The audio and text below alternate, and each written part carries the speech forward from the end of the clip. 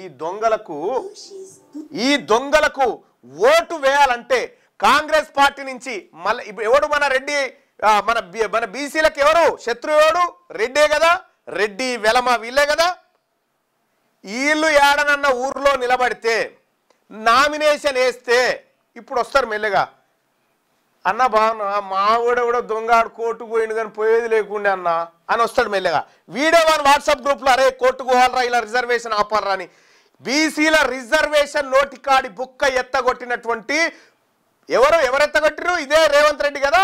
ఈ రెడ్డి జాగృతిని అడ్డం పెట్టి కోర్టుకు పంపించిండు కదా, ఇదే జానారెడ్డి రేవంత్ రెడ్డి. వీళ్లకు సుక్కలు కనిపించాలి బీసీ ప్రజలారా. బీసీ తల్లి పాలు దాగినటువంటి పెరిగినటువంటి బీసీ తల్లి పాలు దాగి పెరిగినటువంటి బీసీ బిడ్డలారా, మనలో చీము నెత్తురు, మనలో ఆత్మగౌరవం మనలో ఉంటే ఖచ్చితంగా ఈ దొంగలను, మన తల్లిని చెరబట్టినటువంటి, మన భూములను చెరబట్టినటువంటి, మన అవకాశాలను చెరబట్టినటువంటి ఈ దొంగల ముఠాను గ్రామాల నుంచి తరిమి కొట్టాలి, గ్రామాల నుంచి తరిమి కొట్టాలి. అది ఓటు ద్వారా తరిమి కొట్టాలి.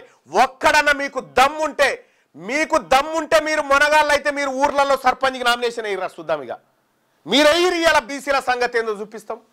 మమ్మల్ని ఈ రకంగా మోసం చేసి ఈ బీసీలను నయవంచనకు గురి చేసినటువంటి దొంగలు మీరు ఎవరైతే ఉన్నారో, మీకు దమ్ముంటే మీరు నిజంగా మేము చెప్తా ఉన్నాం బీసీలం, నీ ఓట్లే వద్దు పో.